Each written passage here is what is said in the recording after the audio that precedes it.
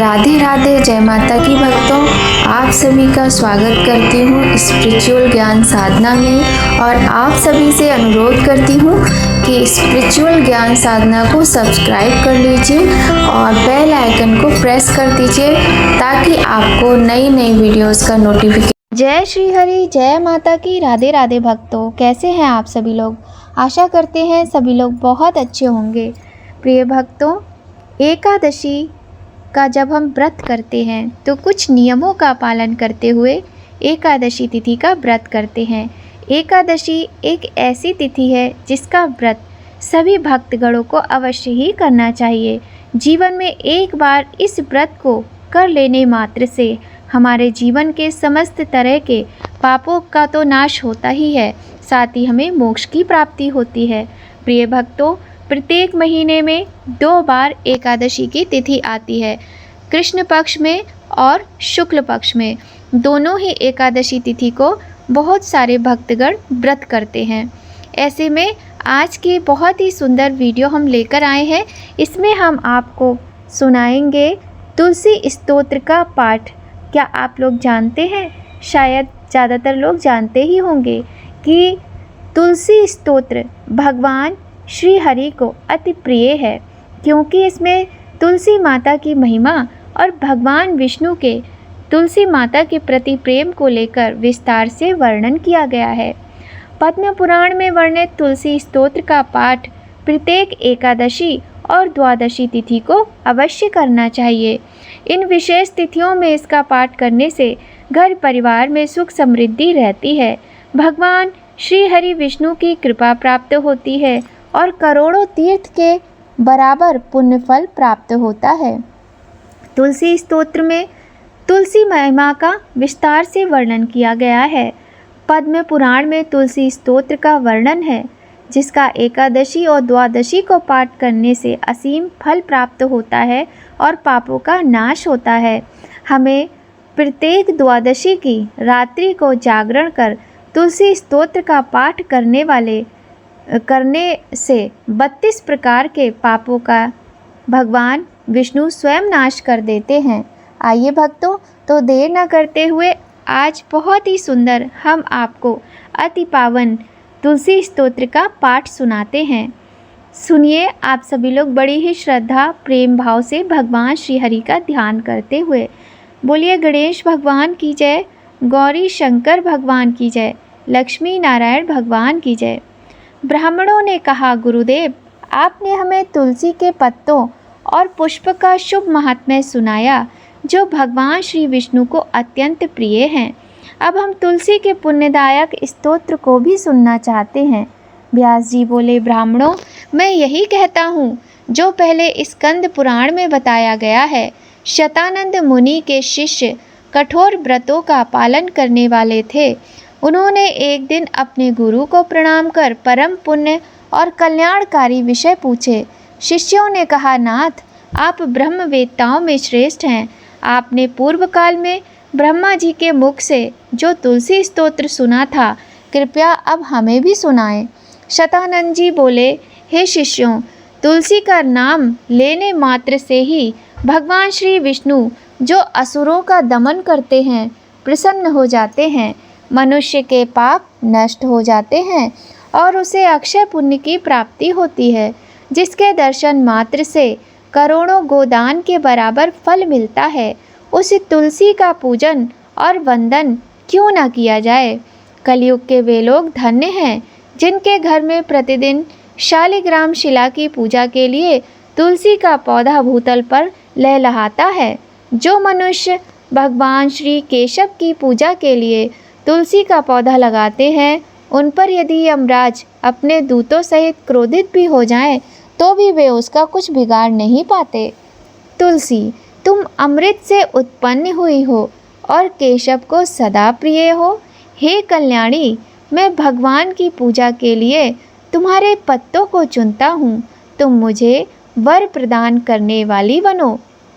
तुम्हारे पवित्र अंगों से उत्पन्न पत्रों और मंजरियों से मैं सदा भगवान श्री हरि का पूजन कर सकूं, ऐसा उपाय करो। हे पुण्यमयी तुलसी, तुम कलयुग के पापों का नाश करने वाली हो। इस भाव से जो व्यक्ति तुलसी के पत्तों को चुनकर भगवान वासुदेव की पूजा करता है, उसकी पूजा का फल करोड़ों गुना बढ़ जाता है। हे देवेश्वरी तुलसी, बड़े बड़े देवता भी तुम्हारे प्रभाव का गुणगान करते हैं। मुनि, सिद्ध, गंधर्व, पाताल निवासी, नागराज, शेष और समस्त देवता भी तुम्हारे प्रभाव को नहीं जानते हैं। केवल भगवान श्री विष्णु ही तुम्हारी महिमा को पूर्ण रूप से जानते हैं।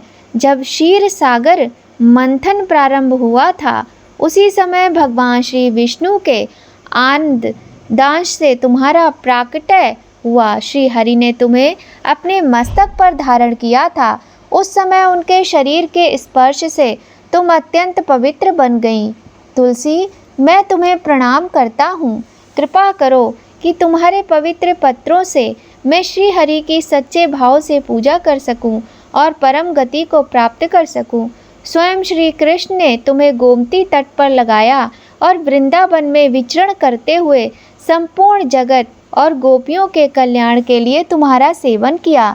जगत की प्रिय तुलसी, पूर्व काल में वशिष्ठ जी के कहने पर श्री रामचंद्र जी ने भी राक्षसों का वध करने के उद्देश्य से तुम्हें सरयू नदी के तट पर लगाया था। हे तुलसी देवी, मैं तुम्हें प्रणाम करता हूँ। श्री रामचंद्र जी से वियोग हो जाने पर अशोक वाटिका में रहते हुए जनक नंदिनी सीता माता ने तुम्हारा ही ध्यान किया था, जिससे उन्हें फिर से अपने प्रिय श्री राम का साथ प्राप्त हुआ। पूर्व काल में हिमालय पर्वत पर भगवान शंकर की प्राप्ति के लिए माता पार्वती ने तुम्हें लगाया और अपनी इच्छित सिद्धि के लिए तुम्हारा सेवन किया था। हे तुलसी देवी, मैं तुम्हें नमस्कार करता हूँ। देवता, दानव और किन्नर सभी ने नंदन वन में दुस्वप्नों के नाश के लिए तुम्हारा सेवन किया था। हे देवी, तुम्हें नमस्कार है। धर्मारण्य गया में स्वयं पितरों ने भी तुलसी का सेवन किया था। दंडकारण्य में भगवान श्री राम ने अपने कल्याण की इच्छा से पवित्र तुलसी का पौधा लगाया था और लक्ष्मण तथा सीता ने भी उसे श्रद्धा से पाला था। जैसे गंगा को शास्त्रों में त्रिभुवन व्यापिनी कहा गया है, वैसे ही तुलसी देवी भी संपूर्ण चराचर जगत में दृष्टिगोचर होती हैं। तुलसी का सेवन करने से मनुष्य पापों से मुक्त हो जाता है। यहाँ तक कि ब्रह्म हत्या जैसे महापाप का भी नाश तुलसी के सेवन से हो जाता है। तुलसी के पत्तों से टपकता हुआ जल जो व्यक्ति अपने सिर पर धारण करता है, उसे गंगा स्नान और 10 गोदान के बराबर फल प्राप्त होता है। हे देवी, मुझ पर प्रसन्न हो। हे देवेश्वरी, श्री हरि को प्रिय तुलसी, मुझ पर कृपा करो। क्षीर सागर के मंथन से प्रकट हुई हे तुलसी देवी, मैं तुम्हें प्रणाम करता हूँ। जो व्यक्ति द्वादशी की रात्रि में जागकर इस तुलसी स्तोत्र का पाठ करता है, भगवान श्री विष्णु उसके 32 प्रकार के अपराध क्षमा कर देते हैं। बचपन, युवावस्था, प्रौढ़ और वृद्धावस्था में किए गए समस्त पाप इस स्तोत्र के पाठ से नष्ट हो जाते हैं। तुलसी स्तोत्र से प्रसन्न होकर भगवान श्री हरि सुख और समृद्धि प्रदान करते हैं। जिस घर में यह स्तोत्र लिखा हुआ रहता है, वहाँ कभी कोई अशुभ नहीं होता, वहाँ सब कुछ मंगलमय होता है। वहाँ रहने वाले कभी कष्ट में नहीं पड़ते हैं, उन्हें सदा शुभ समय प्राप्त होता है और वह घर धन धान्य से भरा रहता है। जो तुलसी स्तोत्र का पाठ करता है, उसके हृदय में भगवान श्री विष्णु के प्रति अटूट भक्ति होती है और वह कभी वैष्णवों से वियोग नहीं करता। उसकी बुद्धि कभी अधर्म में प्रवृत्त नहीं होती।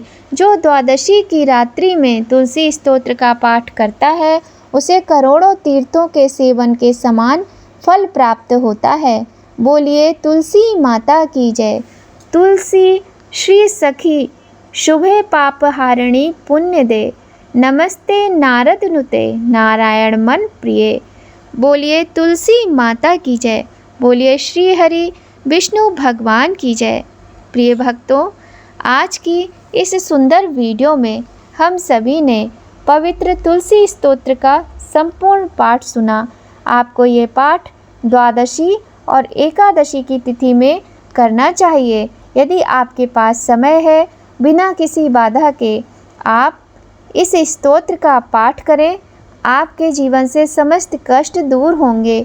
भगवान का स्मरण करते हुए इस पाठ को आप श्रवण भी कर सकते हैं। प्रिय भक्तों, आज की ये सुंदर वीडियो आपको कैसी लगी कमेंट करके ज़रूर बताइएगा। यदि आपको आज की वीडियो अच्छी लगी हो तो वीडियो को लाइक ज़रूर करें, और यदि आपने अभी तक इस चैनल को सब्सक्राइब नहीं किया है तो जल्दी से कर लीजिए और बेल आइकन प्रेस कर दीजिए, ताकि आपको आने वाली महत्वपूर्ण वीडियोस का नोटिफिकेशन सबसे पहले मिले। तो भक्तों, आज की वीडियो में बस इतना ही। शनिवार और रविवार दोनों ही दिन एकादशी का व्रत किया जाएगा, और आप जब इस व्रत को करें तो इस स्तोत्र का पाठ अवश्य करें। आप सभी भक्तों पर भगवान श्री हरि माता लक्ष्मी की कृपा सदा बनी रहे, इसी कामना के साथ भक्तों, जय माता की। राधे राधे।